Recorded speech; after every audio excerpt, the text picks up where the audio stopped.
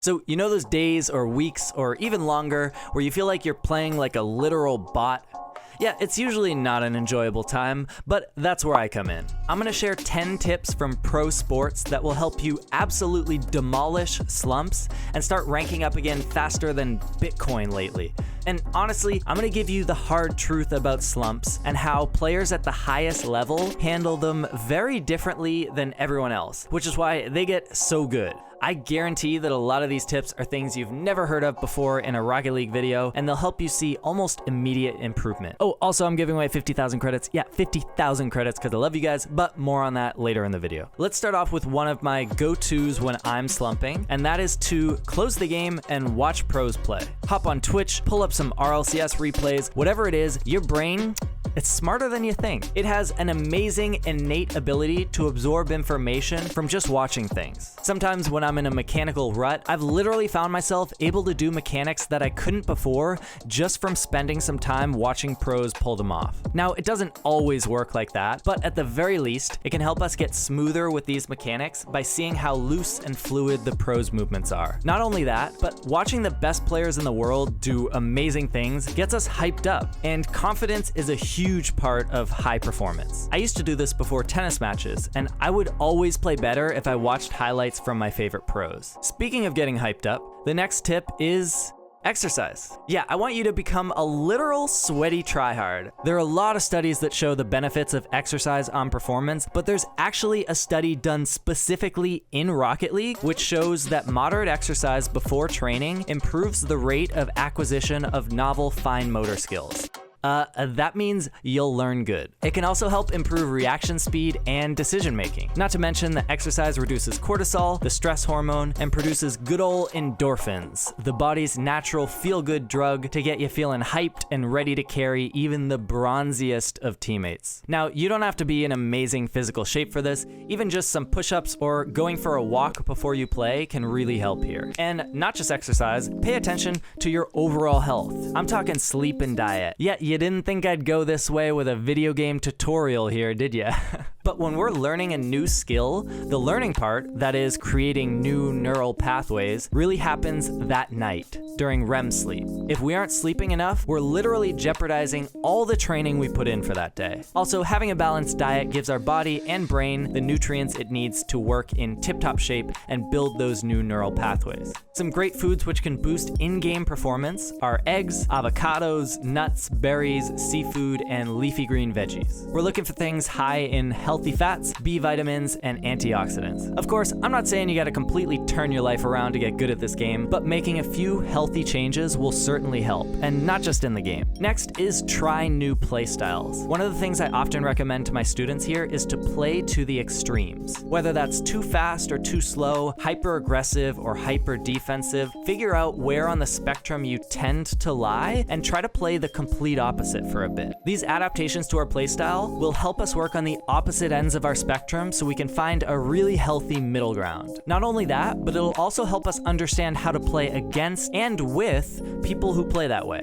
This approach will make you a more well-rounded player and improve your ability to adapt in different situations. So, like I mentioned, this video is the opposite of sponsored. Yeah, I just came up with that, but I'm literally giving you guys credits because I love you guys, and because my channel is too small for anyone to want to pay me yet. But here are all the details for the giveaway, which I will be drawing the winners of live on stream Friday, February 12th, which is also my birthday, as well as doing a bunch of challenges live with you guys for some of the prizes. So go do those things for your chance to win, and join me on my birthday and say hi and see if you won. Also, just like hit that like button and sub. I mean, it just takes 2 seconds. I'm literally giving you guys $500 worth of credits. Just pause the video for like 1 second and do it. Maybe even comment as well as a little bonus birthday gift for me. You know, come on.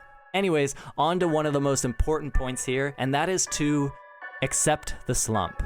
Stop thinking of a slump as a bad thing. This only frustrates us and closes us off to the opportunities that can come from it. Now, people are gonna be like, bro, what are you talking about opportunities from a slump? Dude, how is dropping in rank gonna help me at all? But listen, we gotta appreciate that slumping is a natural part of the growth process, which happens to everyone, and that it can actually be an amazing tool to push us to train in a new way. A slump is often a product of an underlying issue with our gameplay, and it forces us to find and fix that issue. Now, an outside opinion like a coach can help speed up this process here, but you can certainly work it out on your own as well. But sometimes a slump is just a slump. This is where we can use it as mental training to push ourselves to deal with frustration and try to perform even when we don't feel like it. I always say that the pros aren't pro because they don't have slumps. They're pro because they know how to adapt their playstyles to compensate mentally and mechanically when they're feeling off. I have a whole video on this concept of off days. Feel free to watch that if you want, but actually don't. There's really good info in there, but it's my first video and I was such a YouTube noob back then. Anyways, here's the hard truth about slumps. The reason most people don't get to the highest levels is that slumps happen to everyone and they are really frustrating. Frustrating. I guess frustrating works there too, but it takes a lot of willpower to push through slumps. If you can endure it and maintain the determination to try new things to fix your gameplay, you'll already be doing better than the 90% of people who get complacent when things get tough and stop improving. This is what makes people hard stuck in a rank.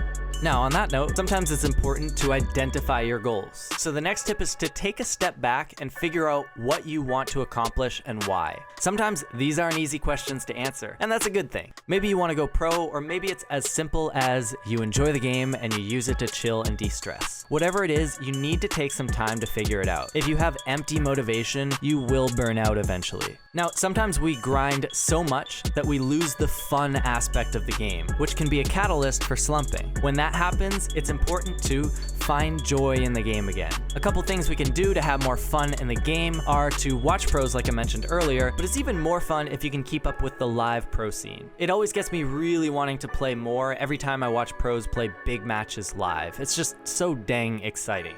Next, find some teammates who you enjoy playing with. Solo queue is a grind, and having a friend to play ranked with is not only more fun, but you guys can start pulling off some really clean team plays that are harder to do without the synergy of friendship. We have lots of people looking for teammates on my Discord, and we even help match those players together in a practice squad. So feel free to hop in there if you're looking for some peeps. Finally, try some of the lower pressure, more chill ways to play the game. I'm talking workshop maps, vibing out in free play with some music. You can even take a break from ranked altogether and just play casual for a bit. That brings us to our next one, which is take a break.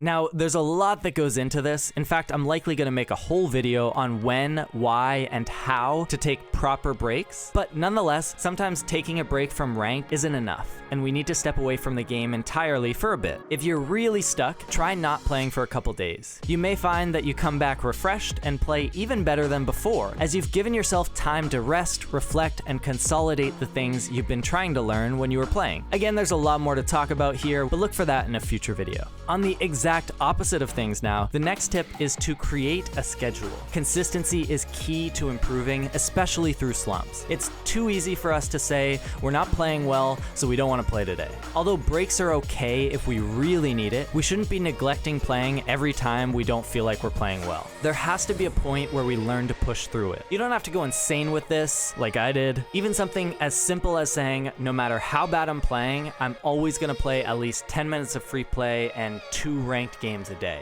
Obviously, you can adapt that amount to whatever your availability and normal playtime is. But next, I want you to try to change up your training. Play some different game modes, whether it's 1s, 2s, or 3s to get a more well-rounded playstyle. Train some specific areas of your game through replay review, whether it's your rotations or positioning, and train some of the fundamentals. Sometimes it's really important to just work on shot placement, and it's really overlooked. Finally, you can try to pick a high-level mechanic that you haven't worked on in the past and try to work on improving that as well. After all this, you can also train less. Yeah, I have a video about this as well. It's one of my favorites, but essentially sometimes we might actually be playing so much that we're starting to get lazy with our gameplay and end up practicing bad habits. Taking some time to force ourselves to play in small chunks of time for a bit can help our practice become much more deliberate and focused. If you want more info on the exact routine I recommend for this, feel free to check that video out. Alright guys, come join me in the stream today for some good times and free credits,